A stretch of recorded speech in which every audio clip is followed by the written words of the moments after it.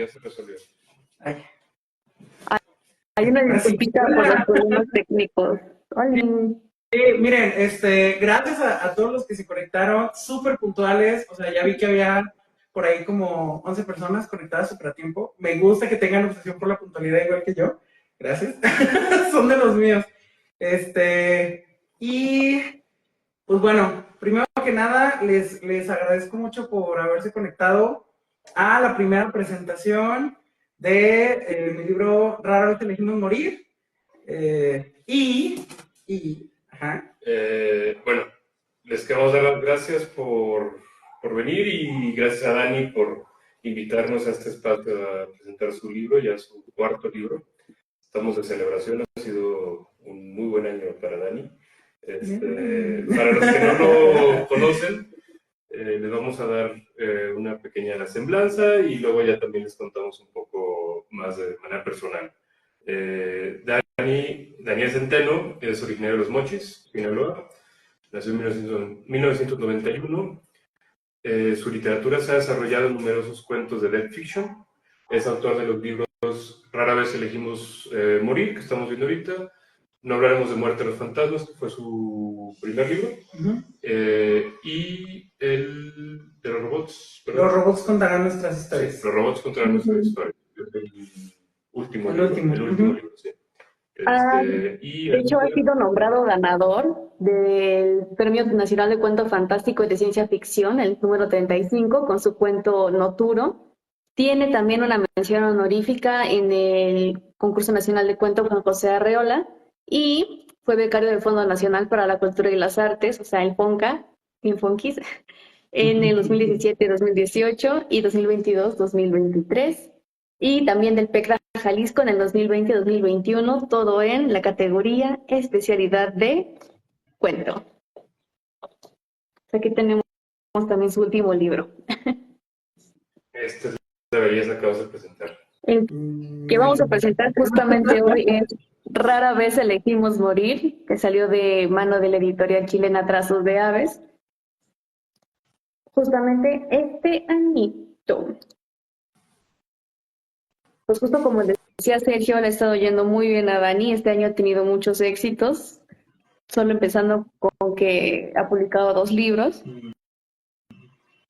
Pero sí, fíjense que sí, hacía falta una presentación aquí en México, porque si bien tuvo buena recepción en Chile y mucha gente lo conoce acá, pues bueno, pues Dani es mexicano y pues merece ya su presentación acá en México, también para que ustedes sepan dónde encontrar su libro. Bueno, está en Amazon. Lo pueden descargar en Amazon, lo pueden comprar en Amazon. Lo pueden comprar en Amazon, todavía no llega de manera física, esperemos que pronto Trazos de Aves se ponga pilas y nos lo manden para acá. Un pequeño spot. Porque sí queremos verlo en físico y nosotros tenemos la fortuna de haber recibido este bonito libro, pero esperaría que estuviera más disponible en más lugares en México, y si no, ahorita pueden descargarlo como ebook en Amazon. No. Bueno, pues miren, ahora a mí me toca presentar a mis presentadores. Yo lo traigo en un cuadernito porque pues mi celular no tenía la información. Miren, primero presento a Alicia.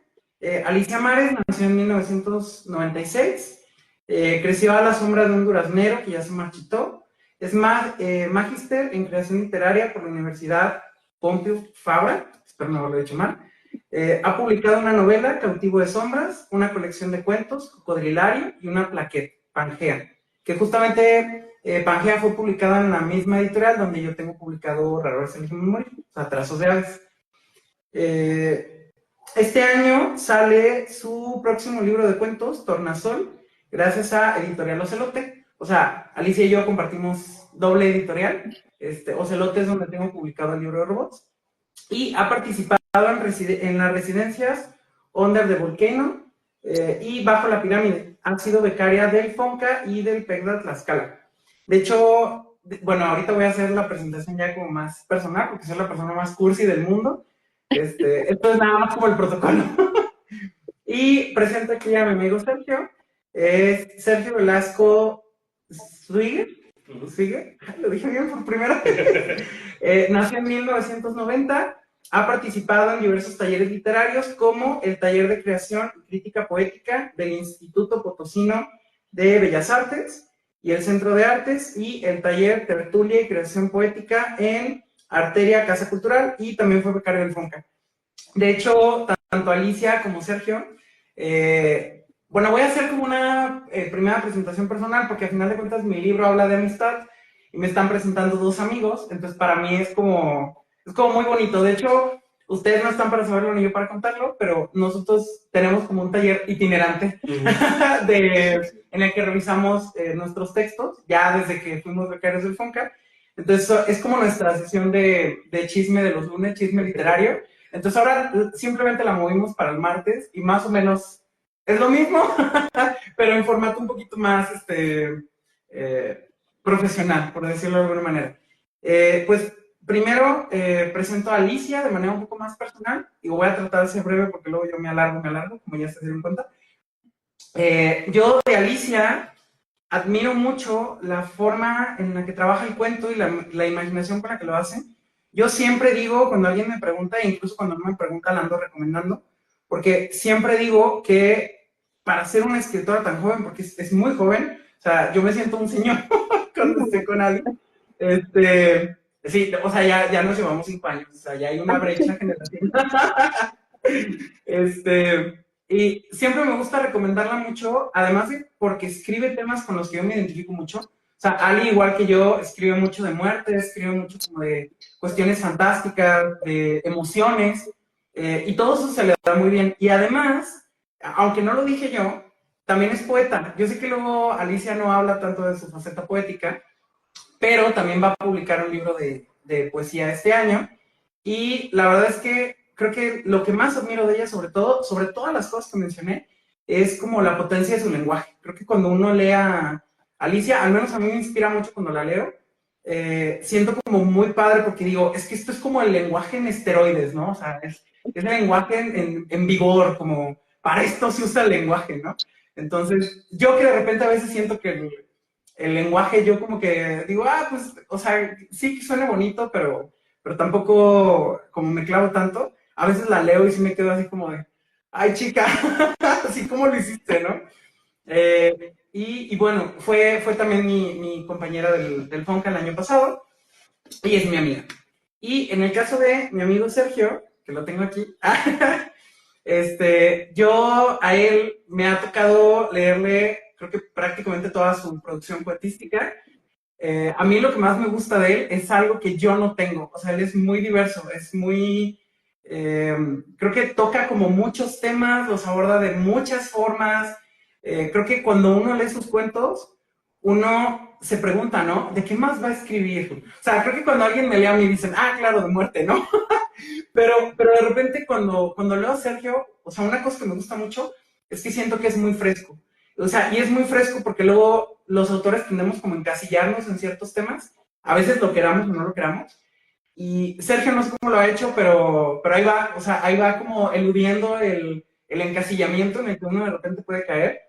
Y me gusta, o sea, me gusta que de verdad son temas como muy diversos. O sea, de repente te puede contar una historia de sombreros en la que todo tiene absolutamente sentido en términos de sombreros. Luego de repente te puede contar una historia de un concierto y todo tiene sentido como un concierto, y te hace preguntarte, ¿no? Así de, ¿en qué tantos lugares has estado, Sergio? ¿En qué tantas cosas has hecho? Y cuando hagas más cosas, como, ¿qué más nos vas a contar, no? Creo que eso es algo que me gusta mucho lo que hace, y creo que a mí me gusta mucho trabajar con ellos, y con esto quiero cerrar un poquito mi presentación así con ellos, porque yo siento que Alicia como que me motiva como a ser más vigoroso con el lenguaje, y Sergio me motiva a no encasillarme. Entonces, este libro de cuentos, que es más tutti frutti, o sea, que es más como diverso, creo que trata de, trata de representar también un poquito de eso, ¿no? Y bueno, ya. Bueno, siguiendo con las presentaciones menos formales, yo conocí a Dani por Twitter, y luego tuve la fortuna de compartir con él el taller más bien el programa del FONCA el año pasado. Empecé a leerlo con No hablaremos de Muerte a los fantasmas, que es un gran libro que explora de manera muy creativa todo el mundo de los fantasmas de diferentes ángulos que nunca esperarías, desde la informática hasta la parte laboral de un fantasma. Todos los ángulos que puedas creer, los tiene ahí. Hasta fantasmas contra extraterrestres. Exacto, sí. No se te La primera línea de defensa. Y luego ahora con este libro sigue centrándose en temas que yo conozco, que le apasionan, como la amistad y temas que le preocupan y trata constantemente como la muerte, pero lo hace ya, como él dijo, de una manera más diversa, pero sin perder algo que me gusta mucho, que me da familiaridad y confort, pero en una extrañeza muy él. Es muy particular la experiencia que crea, pero en un ambiente siempre de cotidianidad. Estás en casa, en familia, con amigos, en la escuela, pero siempre con un toque fantástico muy, muy original. Tiene una inmensa capacidad creativa. Aunque él diga que está encasillado en temas, no creo que sea tan cierto, porque es como una excusa para explorar diferentes posibilidades dentro de un tema. Y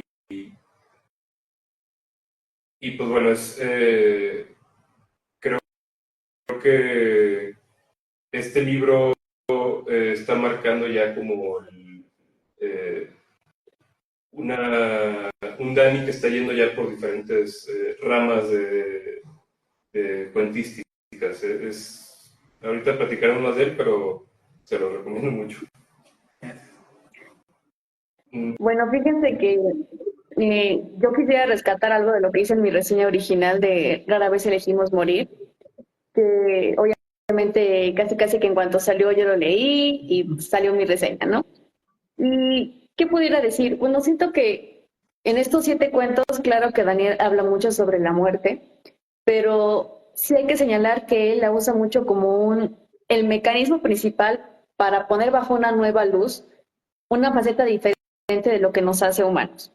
Y si bien también hay otras temáticas recurrentes en el libro, como un protagonista que se siente aislado o una amistad que pues sufre múltiples desafíos, como pues que las personas cambian, que pasa el tiempo, todos estos factores terminan interactuando de manera que no se sienten muy distantes, sino cercanos. Porque luego suele suceder que estás leyendo un texto y si bien te explican todo lo que está pasando con todos los personajes, el personaje dice, no, pues me siento triste. Y tú, órale. Pero con Daniel es justo lo contrario. O sea, él está dando todo lo que pasa en sus personajes, todas las transfiguraciones por las cuales pasan, y tú comprendes así en tu núcleo más profundo de lo que está sintiendo el protagonista. Y siento que ese es también uno de los más grandes dones de la escritura de Daniel.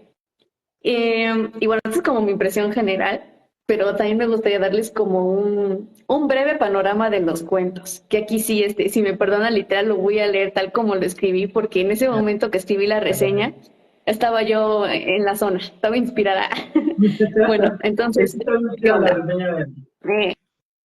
Bueno, por ejemplo, en Melodías de Difuntos, las personas siempre emiten una música propia que las otras pueden escuchar, pero lo que no saben es que el protagonista puede ver a los fantasmas que están sacando esta música, y el protagonista es de los pocos o quizá el único que puede ver a los fantasmas de cada una de las personas con esta música.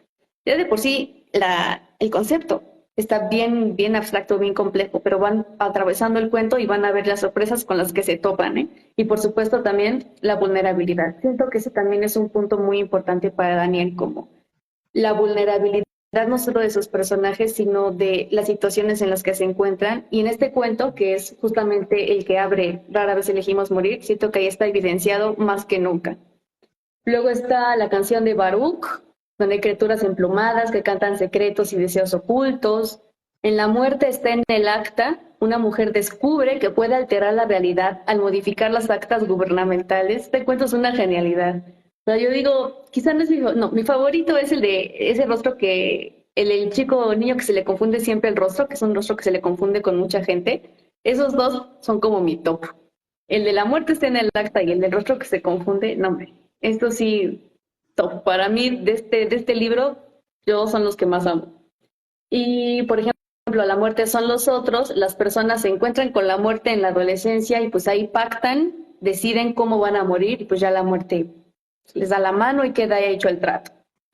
Y en este breve panorama de cuentos es donde ustedes van a poder comprobar, justo como dijo Sergio, que a pesar de que Daniel puedo sentir que está como muy enfocado en una zona muy específica de la literatura, su abanico, su paraguas de ingenio o creativo es muy amplio, porque obviamente a través de un tema tan complejo y tan universal como es la muerte, pues pueden salir mil y una ideas. Y Daniel ya va una por una, las va desarrollando una por una. Entonces yo en eso sí concuerdo con Sergio, que, no sé, tienes una capacidad para crear nuevos argumentos o para idear cosas que parecen inverosímiles, pero lograr que la gente las comprenda, que la verdad sí se tiene que resaltar.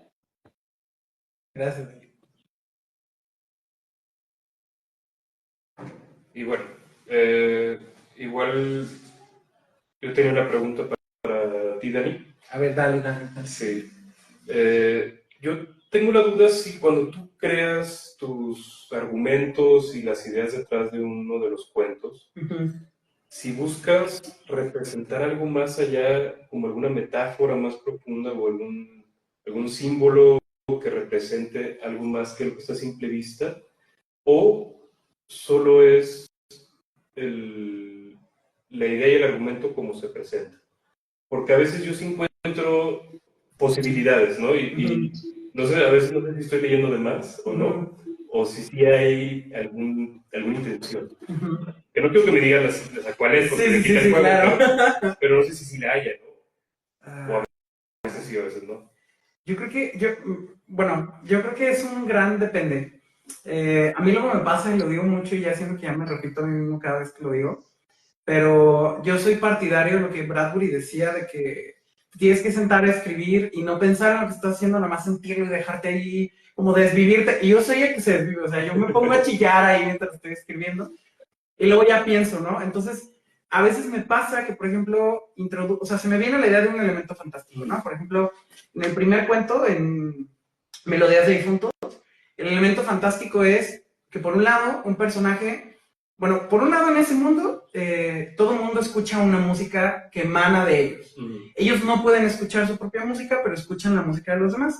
Y todo el mundo es como, ay, mira qué bonito, ¿no? Todos emanamos música, es como si fuera sudor, pero musical.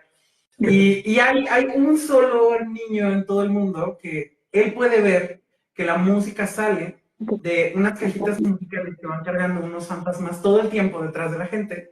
Y los fantasmas son como las versiones de cómo se va a ver cuando muera la persona a la que están siguiendo, ¿no? O sea, es como quitar esta idea de que el alma la tenemos dentro, sino qué pasa si el alma en realidad es una cosa que tenemos atada a nosotros y simplemente nos persigue, ¿no? Y es como como recordatorio permanente de nuestras muertes, ¿no? Entonces, cuando yo pensé en esa idea, no pensé como, por ejemplo, en una metáfora de la música va a significar, por ejemplo, la vida, o la música va a significar como quiénes somos nosotros en el fondo. Pero a posteriori, o sea, una vez que ya termino de escribirlo, sí me doy cuenta de que a la hora de ir trabajando la idea, al final creo que el elemento fantástico siempre termina significando algo. Claro.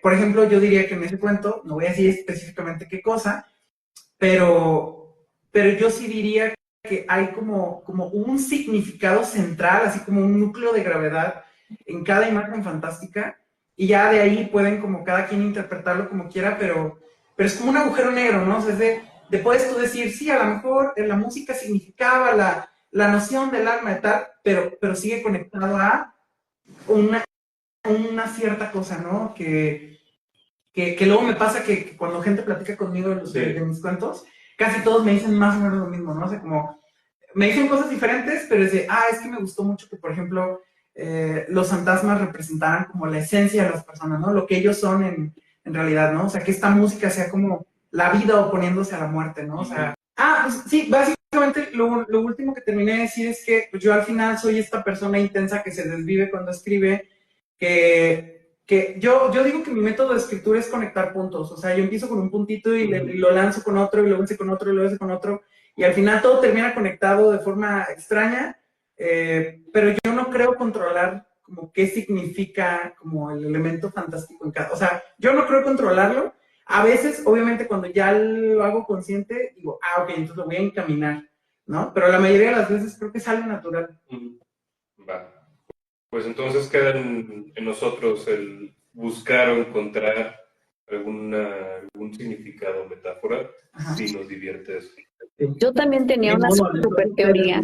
Yo tenía una teoría de ese cuento que era de, no, seguramente la música es el transcurso de una vida. Y yo dije, seguro Dani pensó, ¿quién nos quita lo bailado? Y decidió crear todo un cuento alrededor de la frase, ¿quién nos quita lo bailado? Sobre todo cuando describes la parte de cómo bailan sus papás y cómo sus músicas parecen compenetrarse, como si fueran, bueno, como si fueran diseñadas la una para la otra desde el inicio. Yo dije, no, hombre, aquí estoy segura de que así lo hizo Daniel. Pero literalmente el bailado, ¿quién nos lo quita, no? Sí. Sí. Yo también pensaba en algo, justamente no tenía en ese cuento, porque como que me puso a pensar así como, ¿habrá o no habrá una teoría, un significado atrás? Yo también pensaba así como la música es como como la frecuencia en la que estamos como cada persona, y para entendernos con alguien más tenemos que como juntar y armonizar entre las dos melodías, y el baile ya es como el último nivel de compaginación social, ¿no? Cuando logramos ya estar en una sincronía más alta con alguien, ¿no?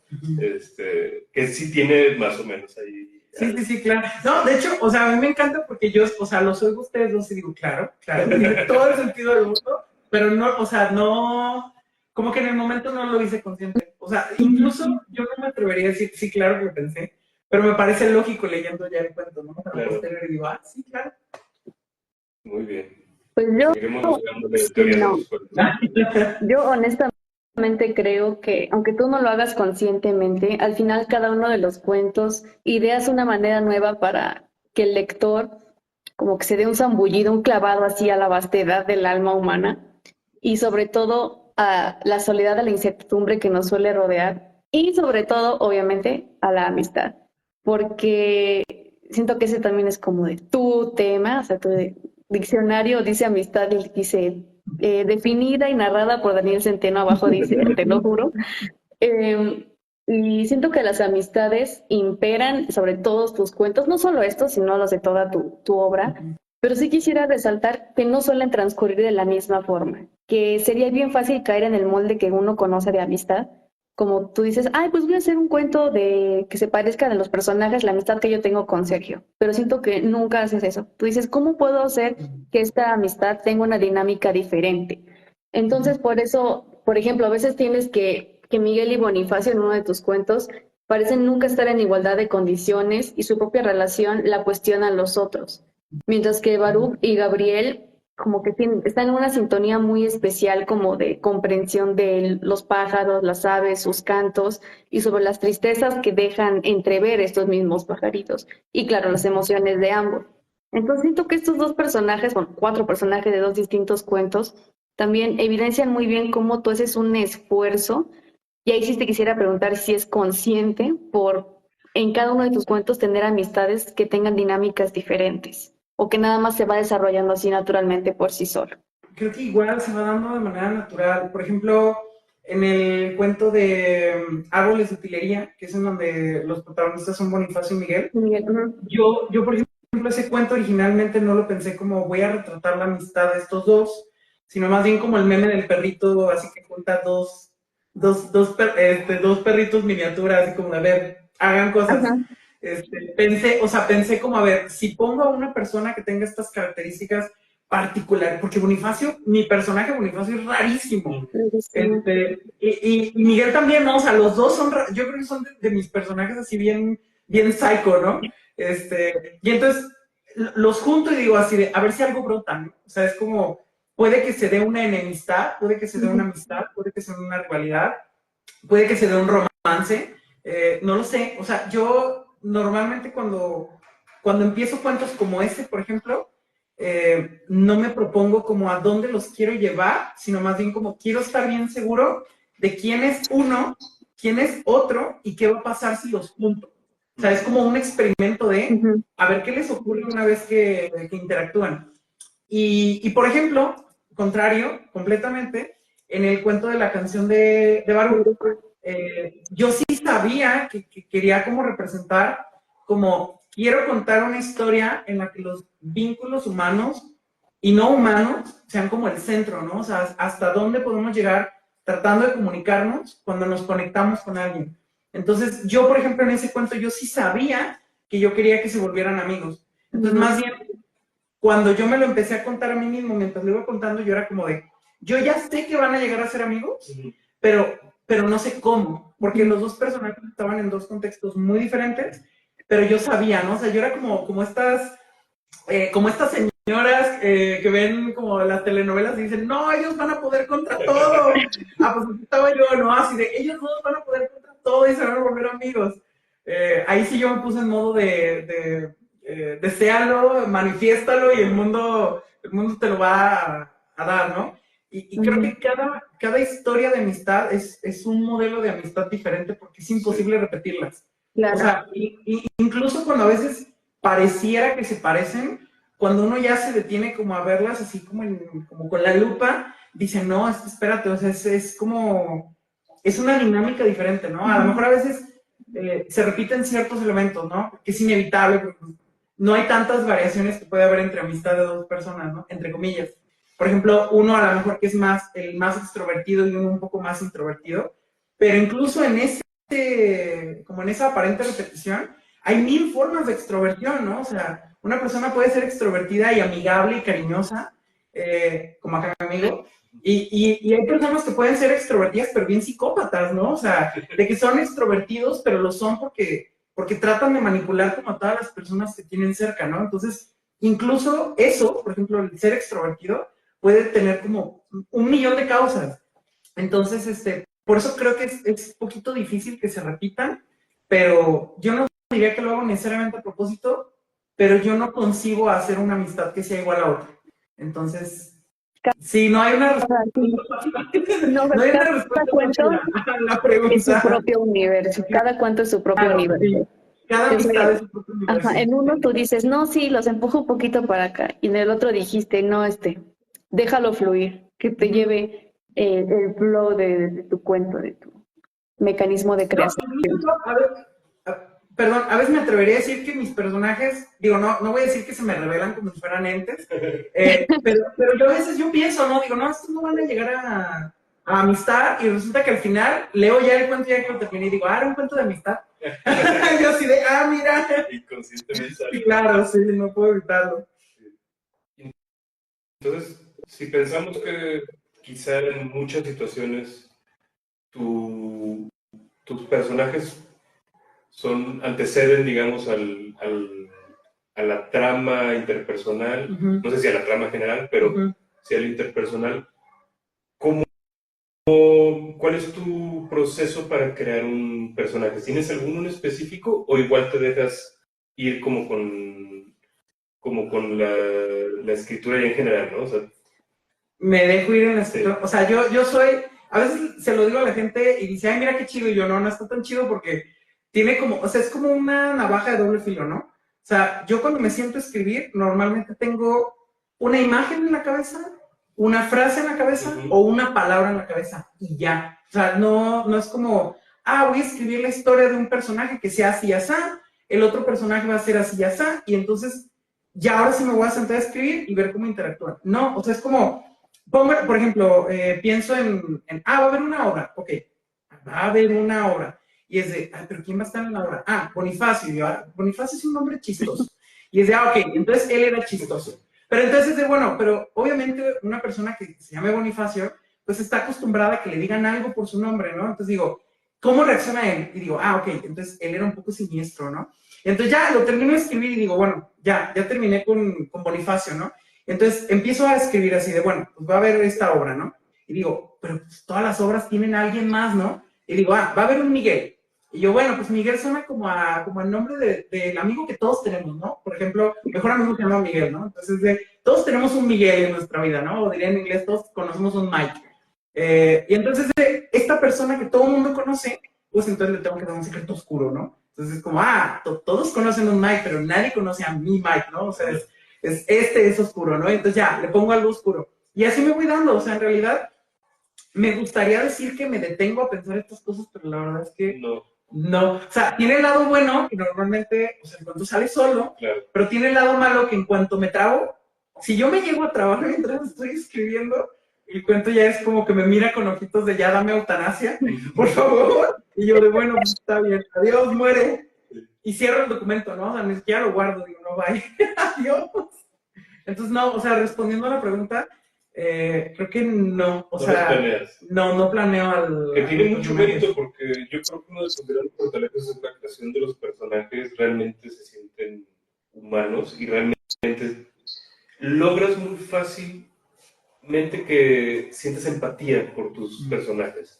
Se sienten reales y se sienten cercanos. Terminas sintiendo que tú estás como espiando a un grupo de amigos y quieres como entrar también a ser parte, ¿no? Así como, yo también quiero ser parte de esta dinámica.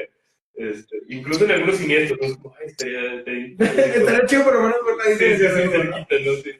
Entonces yo creo que tiene mucho mérito que logras construir personajes de manera tan buena cuando no estás planeando, aún con tu perfil de psicólogo, que podrías tender a usar alguna técnica elaboradísima de que no, las personalidades, los traits, podrías tener algo complicadísimo y más bien te dejas llevar por la intuición. Sí, que yo digo, a final de cuentas, digo, soy psicólogo, entonces soy psicólogo y soy una persona obsesionada con las relaciones humanas, a veces más de lo que yo quisiera, entonces creo que para mí es un poquito inevitable que en cuanto le pongo un nombre a un personaje, ya es como, voy a hacer que hagan cosas juntos, o sea, voy a juntarlos y voy a hacer que su amistad florezca o se pudra o los mate, ¿no? O traten de salvarse el uno al otro, ¿vale? O sea, creo que ya es como una maquinaria inconsciente que tengo en mi cerebro y creo que más bien si me propusiera armar el perfil psicológico y luego ponerme a escribirlo, como estaría pensándolo, el cuento me diría, no, ya mátame, ya nací muerto. Bueno, igual si alguien que nos esté escuchando tiene una pregunta para Daniel, pues háganla, porque también les puede responder sus dudas creativas y escritoras. Lo que quieran. Miren, yo en las presentaciones le decía a Sergio que tengo un no sé qué sé yo, que normalmente no me oigo tan seguro en la vida cotidiana, pero también eso significa que no tengo filtros cuando estoy en la presentación. Y entonces no quedo bien en una presentación. Entonces, si ustedes me preguntan algo, yo se los contesto. Así, con honestidad. Aprovechen. Sí, aprovechen, dense. Bueno, en lo que agarran el valor de hacerte preguntas profundas, también me gustaría señalar otra faceta de tu libro que quizá no te había leído antes, que es, por ejemplo, que en Melodías de Difuntos y en uno de esos rostros que cualquiera confunde, que los personajes son niños y obviamente la figura de un niño pues tiene muchísimo potencial de entrada porque están en esa etapa temprana de ser una persona en la que quizá los vuelve más susceptibles a cualquier cosa y sobre todo a la cosa que los vuelve ajenos o extraños en sus propios mundos tan extraños, porque tienes mundos en los que la gente hace un pacto con la muerte y decide cómo se van a morir, o que hay una música que cada quien emana y que no puedes oír la tuya propia. O sea, incluso en estos mundos tan extraños, imagínate ser un niño. Y siento que de ahí sale, es un gran catalizador para pues, plantear un argumento interesante.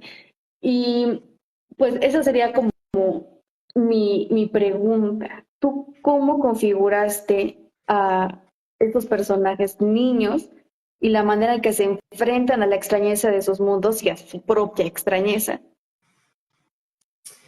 Fíjate que probablemente si me están viendo millennials ahorita, se van a ir, algunos se puede que se identifiquen conmigo en esto, que nos sentimos mucho más chicos de lo que en realidad somos. O sea, como que no terminamos de entender porque para nosotros ha sido un día a día, o sea, nunca sentimos como el golpe de niño a adulto, o sea, es como, siempre fueron como pequeñas transiciones. Entonces, por un lado, como que a veces nos es relativamente fácil sentirnos un poco niños, ¿no? O sea, entonces, para mí me es muy fácil de repente como ubicarme en cómo estaba yo cuando era niño, ¿no? Sobre todo porque he mantenido muchísimos hábitos que tenía en la infancia, ¿no? O sea, sigo siendo igual de intenso, sigo divirtiéndome, escribiendo historias, sigo buscando estar con la gente que quiero 24/7, sí es como, no han cambiado tantas cosas en mi vida en lo esencial, o sea, obviamente ya trabajo, ya declaro en el SAT y cosas muy tristes, pero digamos que lo esencial, porque no me termino de sentir desconectado con la infancia, ¿no? Y por otro lado, me gusta también que sean niños, en muchas ocasiones, a veces no lo pienso de forma consciente, pero sale, porque digo, creo que los niños serían los que se lo preguntarían genuinamente, por ejemplo, en el caso del cuento de Melodías de Difuntos, creo que un niño sí se preguntaría honestamente y así como en su corazoncito, pero ¿por qué yo no puedo oír mi propia música, no? O sea, creo que un adulto ya habría dicho como, bueno, pues no, oigo una música por ahí, todo el mundo tiene música, yo tengo música, quién sabe, tengo más ocupaciones, tengo más cosas que hacer, tengo como pendientes más urgentes, tengo incendios que apagar, como diría un amigo, que está pensando en, yo tendré música, o sea, quién sabe, ¿no? O sea, no tengo tiempo para pensarlo. Y creo que es mucho más creíble en nuestro mundo en el que vivimos que un niño sí se lo pregunte. O sea, que un niño que tiene como todo el día para pensar cosas, para imaginar cosas, se haga esa pregunta, ¿no? O sea, es como, me parece hasta lógico que un niño se dé cuenta más fácilmente como de el monumental peso como de estos fenómenos fantásticos que le están rodeando, ¿no? Yo creo que ya de adultos nos lo perdemos un poco, ¿no? Y creo que tiene que ver con esto de los niños, de que, o sea, un niño todavía se fascina con, pero ¿por qué el cielo es azul y no amarillo, no? O sea, los niños más chiquitos como que todavía se hacen esas preguntas y ya uno es como, el cielo es azul, creo que me explicaron en la prepa por qué, pero ya no me acuerdo, ¿no? Y si de repente lo vemos rojo es como, mira qué bonito, le voy a tomar una foto, pero no le damos como más vueltas. Y creo que un niño sí, o sea, un niño sí diría como, pero ayer era azul, ahora es rojo, ¿por qué? Y se plantea toda su teoría, ¿no? De cómo transicionar el color, ¿no? O sea, hasta me imagino un niño, digo, ahorita ya inventándomelo, haciendo como combinaciones de pintura, preguntándose de dónde habrá salido el cielo de ese otro color, qué otro color de cielo se mezcló para que al final saliera como el rojo, ¿no? No sé. Bueno, tenemos unos comentarios. Ay, perdón, Dani. Te iba a decir que había unos comentarios, gente que me acaba de seguir dice, hola. Olivia nos felicita. Gracias, Olivia. Gracias, mamá. Y una pregunta, dice, de Manzanilla, ¿estudiar psicología es determinante para saber la psicología de tus personajes? Saludos a mi querido Daniel. Saludos, querido Jorge. Yo justamente le platicaba a Sergio hace un par de días que cuando yo entré a la carrera de psicología, yo les dije abiertamente a mis maestros, yo entré para escribir mejores personajes y me miraban con cara de está loco. O sea, pero está loco de una forma no divertida. Porque a mí me parecía que de repente, sobre todo en los cuentos, en las novelas, como que hay más tiempo y entonces por el tiempo que pasas con un personaje, incluso si el escritor lo escribe de forma acartonada, por puro tiempo que pasaste con él, ya le das como tridimensionalidad, ya lo sientes como un poquito más vivo. Pero en un cuento que es tan breve, que normalmente son tan breves, a mí me parecía que normalmente como que los autores y las autoras se enfocaban más como en el elemento que querían contar. O sea, por ejemplo, si el cuento era de un ataúd mágico, el personaje va a ser el que tiene que ser para representar mi ataúd mágico. Y ya, y no me interesa más el personaje, o sea, no me interesa. Entonces, eran como personajes funcionales. A mí me parecía que en general como que le hacía falta como prestarle un poquito más de atención a lo que está aquí dentro de un personaje, ¿no? Y creo que tiene su gracia el detenerte a pensar, ¿cómo le hago para que en un espacio corto tú comprendas al ser humano que está detrás de esta situación fantástica? No solo que comprendas la situación fantástica, sino a la persona que está detrás como de ese fenómeno y cómo le pega, ¿no? Cómo le duele. Sobre todo eso, cómo le duele. Entonces, bueno, para contestar de forma breve, porque yo siempre me dilato, no creo que sea indispensable, pero yo creo que sí fue determinante para cómo escribo yo. O sea, yo creo que si yo no hubiera estudiado psicología, a lo mejor no escribiría como escribo. Bueno, y mandan saludos de Colombia. Muchas gracias. ¿Quiénes son los invitados? Bueno, yo soy Alicia Mares y Sergio Velasco Vinker, creo que así se pronuncia. Búscanos en nuestras redes. Pero más que nada, sí, investiga más sobre los libros de Dani y justamente sobre lo que estamos presentando ahorita, que rara vez elegimos morir. Para los que llegaron tarde y pues, quieren saber qué onda, ¿no? Sí, síganos en redes y ahí sabrán más. Se develará el misterio. Sí. ¿Hay más preguntas? No, bueno, hasta el momento no. Okay. Bueno, yo quería preguntarte algo, porque a mí, algo que me gusta de poder hablar con un autor o de decir, algunos lo hacen en ciertos prólogos, es como comprender un poco el proceso de creación de un libro, ¿no? Entender la situación de la persona en el momento en que se escribió, porque claramente eso influencia mucho en lo que dejas plasmado en las páginas, ¿no? Entonces, yo quisiera, más que una pregunta específica, quisiera que nos contaras cómo fue tu proceso de creación de este libro, tu momento de vida, qué estabas pasando. Si nos quieres contar detalladamente de algún cuento así específico, de que yo por este cuento lo escribí porque esto, también, ¿no? O sea, pero en general, que... O sea, en general el libro como libro. Sí, que ¿cómo surgió este libro en Dani? Yo en 2022, que fue cuando escribí todos los cuentos de ese libro, había pasado por 2 rupturas amistosas que a mí me habían dejado, no en el suelo lo que les decía, sino en el hoyo. Porque la ventaja de vivir intensamente tus amistades es que cuando es en las buenas, las sientes como lo mejor que te ha pasado, ¿no? O sea, el encuentro con un otro que tú conoces, que te acepta, que te quiere y que decide estar contigo, ¿no? Así, a mí me parece fascinante. De hecho, yo tengo la teoría de que más personas deberían de admitir que en el fondo les gusta mucho la conexión humana, ¿no? Que muchas de las actividades que hacen, aunque no lo reconozcan como que lo hacen por conexión humana, yo sí creo que la conexión humana nos mueve. Entonces, yo había pasado por 2 rupturas, justamente me había peleado muy fuerte con mejor amigo y con mejor amiga. Entonces, ¿qué mejor que escribir un libro de amistades? Recuerdo que hasta ese momento, casi todas mis historias de amistad eran como un personaje le está pasando algo y otro como que trata de salvarlo, otro trata de ayudarlo, otro trata de como de ser como la muleta que de repente le está faltando un poco al otro como para equilibrarse, ¿no? Y cuando me pasa esto, yo digo, no, es que las amistades no nada más son eso, las amistades también son el conflicto, las amistades también son estos como deseos inconfesables hacia el otro, estas como situaciones límite, ¿no? Por ejemplo, en el cuento de la psicología de un telepata, ¿qué pasa, por ejemplo, cuando tú tienes un amigo que te gusta? O sea, que de repente pasa, ¿no? Y que uno, como que ya uno se dice a sí mismo, ¿no? O sea, sí me llegó a gustar, pero le quiero más como amigo o como amiga, ¿no? O sea, no me voy a clavar en esa cosa, ¿no? Entonces, las amistades no son esta cosa pura y perfecta que yo de repente venía contando en otros proyectos y esas rupturas como que me hicieron ver como, no, Daniel, o sea, la amistad es muchísimo más de lo que tú te habías como preguntado, de lo que tú te habías dicho que era una amistad, ¿no? Y sobre todo, creo que ver como el mundo sin esas personas que crees esenciales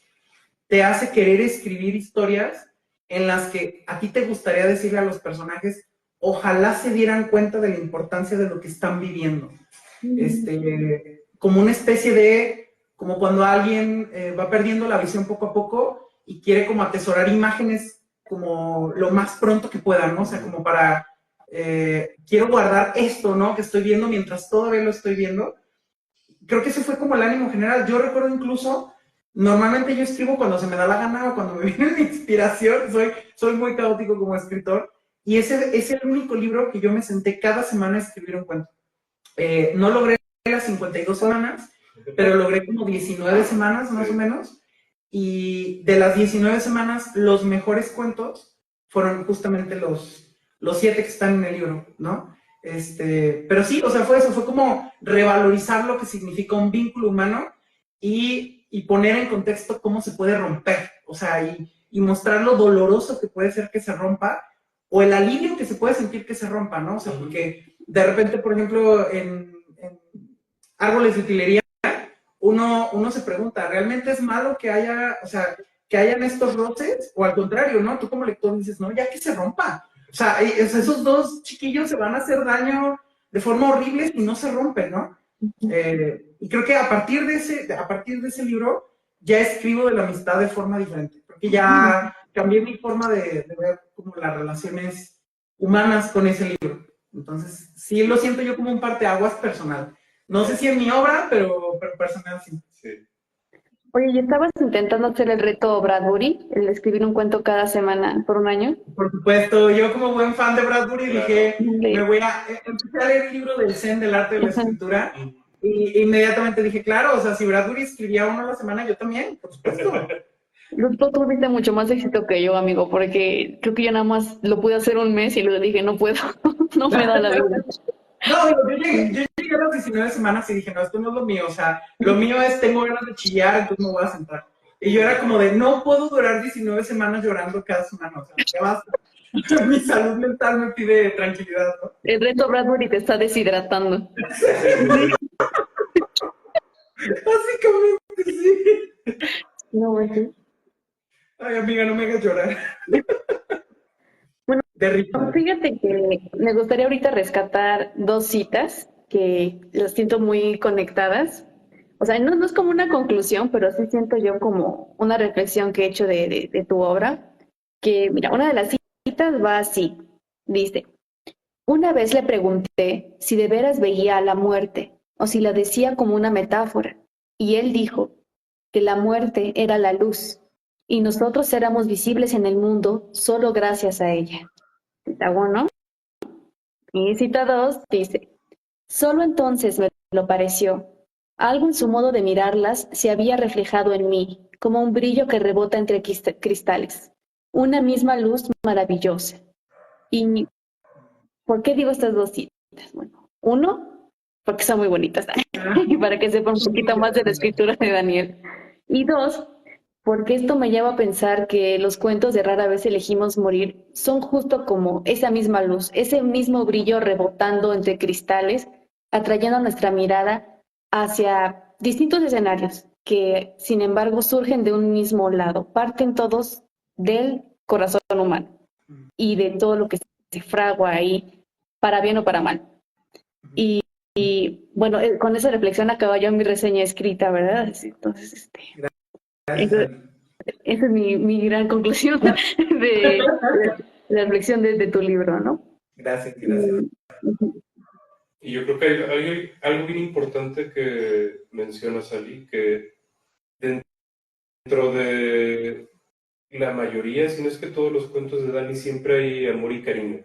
A pesar de tener luego presente la muerte, presente el duelo, el dolor, muchas problemáticas, siempre de alguna manera hay cariño, hay algún acto de bondad entre los personajes, o por lo menos empatía. Y creo que la muerte puede sonar como algo tétrico, como algo negativo, pero puede funcionar también como una pantalla negra para que resalte algunos otros valores o algunos otros temas que brillen con el contraste de la muerte, ¿no? Entonces, cuando dicen que Dani escribe mucho de la muerte, puedes pensar como que es algo oscuro, pero no, es muy luminoso. Hay mucha luz alrededor de la muerte que rodean esos cuentos. Gracias. Ay, pues me gustaría primero agradecer a todos, porque creo que ambos concluyeron, o al menos así lo sentí, sí, que los dos estaban concluyendo. Les agradezco a todos los que escuchaban la presentación. Como siempre, yo soy un caos de persona convertido en escritor. Les agradezco por haber estado aquí, por haber hecho las preguntas, por haberse mantenido.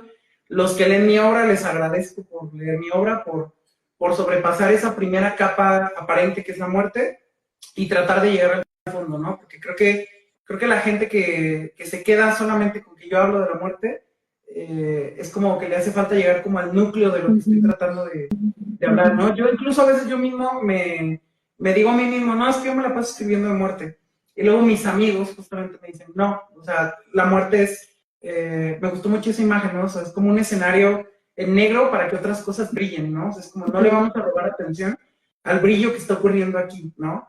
Y se me hace como muy bonito, o sea, yo la verdad es que aprendo mucho de las presentaciones en las que estoy porque, o sea, siento muy bonito de escuchar cómo alguien más lee lo que hago, porque luego a final de cuentas cuando uno escribe no lo hace solo, ¿no? O sea, uno está ahí solo en su cuarto chillando por personajes que no existen, hasta que tú terminas ya en mi caso literal hasta que pongo el punto final, porque si no todavía no existen, porque lo puedo eliminar en cualquier momento.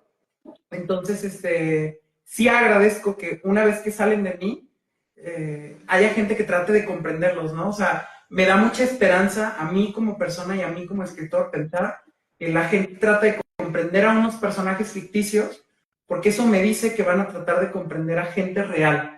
Y digo, si estoy logrando, aunque sea poquito, aunque sea una persona, que vea a dos personajes que en apariencia no causarían empatía, y le causan empatía y se pregunta cómo se sienten, y siente su dolor, yo digo, esa persona va a ser un poquito más amable con la siguiente persona que se encuentre, y que en otra circunstancia no habría sentido esa empatía. Si yo logro eso con una persona, ya me doy, ¿no? Y nada, que de verdad les agradezco mucho por estar aquí y procedo a ponerme de pie para ponerle fin a esta transmisión. Muchísimas gracias. Paréntesis antes de que acabes. Sí, me gustaría decir que Sergio dio en el clavo, o sea, coincido con él que realmente el núcleo verdadero es el amor y el cariño. Y siento que eso también es un desafío deliberado de tu parte, como en un mundo editorial en el que siento, mi humilde opinión, que se celebran más las obras que pues justamente hurgan en la herida nacional o la oscuridad o la violencia o el sufrimiento. Claro, tú quieres hablar de esos temas porque surgen de ti, pero aparte lo haces como un desafío deliberado de que tú dices, no, hombre, yo quiero hablar del amor, del cariño, la ternura, la vulnerabilidad, porque también puede ser complejo, puede ser importante, no solamente lo perverso y el sufrimiento puede ser interesante. Y... No, yo de hecho estoy completamente de acuerdo contigo. Yo de hecho, una de las razones por las que mucho de la literatura nacional, y digo, no lo oculto porque siempre lo digo, por la que mucho de la literatura nacional o incluso latinoamericana no me gusta, es porque es como mira, te voy a mostrar algo abyecto, de forma abyecta, que sangra y que se está pudriendo, y mira cómo se pudre, y mira cómo hiede, y mira, apesta, ¿verdad? Mira, lo voy a poner enfrente de tu cara, y es como, pues solamente nos falta mirar alrededor y ya vemos cosas que están en mal estado, ¿no? O sea, es como, a mí me gusta mucho una cita de Carver en un ensayo sobre cómo escribir cuento, donde él decía que lo importante de un autor no era qué tan bien escribe, sino su mirada, qué está viendo y cómo lo está viendo. Entonces es como, ¿yo para qué quiero ver las cosas que se están pudriendo? O sea, ya el mundo a nuestro alrededor se está pudriendo, es como, no, o sea, e incluso si lo pongo un poquito en el foco, es como, sí lo voy a poner ahí en el foco, porque no puedo tampoco evitar verlo, pero es como, no, eso no es lo importante. O sea, lo importante es cuando tú estás en tu casa con un amigo hablando en una noche estrellada y está lloviendo sangre, es de qué vas a hablar con tu amigo, no que está lloviendo sangre y no que el mundo se vino abajo, ¿no? O sea, es como, ¿de qué vas a hablar con esa persona que tienes ahí, en ese momento? Es como, si el mundo llueve, pues va a seguir oliendo mal, ¿no? O sea, si la descomposición social sigue ahí, pues va a seguir. Y el hecho de yo como escritor poner el foco en mirar esa podredumbre es como si tú le enseñaras una foto a alguien de algo que ya está viendo. Es como, ¿para qué me enseñas la foto? Ya lo estoy viendo. Al revés, es como, te voy a mostrar una foto de algo que no estás viendo para que lo veas. Es como, te estoy mostrando este ángulo extraño que tú no te habías detenido a ver, para que la próxima vez que veas un objeto como ese, o una persona como esa, o un mundo como ese, te preguntes, ¿hay algo que no estoy viendo? Y entonces la persona trate de ver con tus ojos, O sea, yo si un día alguien me dice, yo empecé a sentir que la amistad era algo más bonito a raíz de leer tus cuentos, es como, logré darle mis ojos, ahí es la parte abyecta, ¿no? Así logré darle mis ojos y dio con ellos por un momento, ¿no?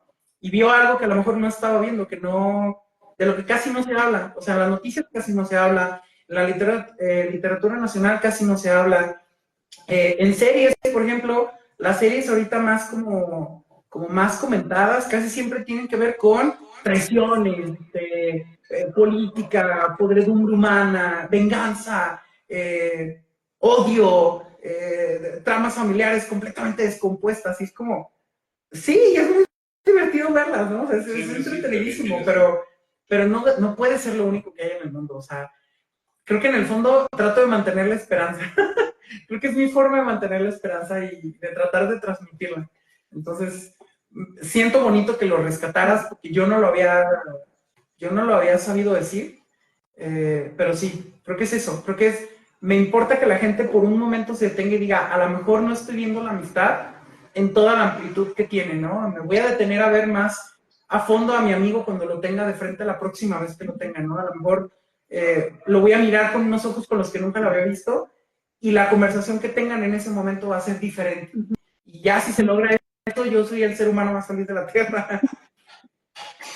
Ay, ojo que Dani sin querer les dio un adelanto de su próximo cuento. Bueno, no su próximo, sino su más reciente cuento de La lluvia de sangre y el amigo, ¿eh? Así que estén pendientes de sus próximos. No, pero sí, esténse pendientes de sus próximos cuentos y por lo mientras busquen los libros que acaba de publicar, que es justamente de los robots contra nuestras historias de Ocelote, y que estamos presentando justo ahorita, Rara vez elegimos morir, que es de Trazos de Aves, y si están en México lo pueden conseguir, o en cualquier lado realmente lo pueden conseguir en Amazon. Si están en Chile, pues hay Trazos de Aves tiene su distribución. Sí, si están en Chile lo pueden conseguir en cualquier librería, yo creo prácticamente de Chile. Está ya en la Feria del Libro Chileno, creo que se llama la librería. Está en Antártica y está en un montón de librerías independientes. Entonces, igual si están en México, lo quieren en físico, lo pueden buscar en Busca Libre. Busca Libre. Y lo tarda un poquito llega, pero sí llega. Sí llega. Sí, es cierto, sí es cierto. Sí. Y ahora sí, para ya no alargar más la presentación, yo podría seguirle aquí horas, le voy a seguir horas aquí con mi amigo, pero bueno, para los que me están viendo, otra vez, muchísimas gracias. Y espero que la próxima vez que lean un texto mío, no solamente se queden con la muerte, ¿no? Quédense con la amistad. Y bueno, muchísimas gracias. Y ahora sí procedo a detener la transmisión. Gracias. Gracias por andar aquí.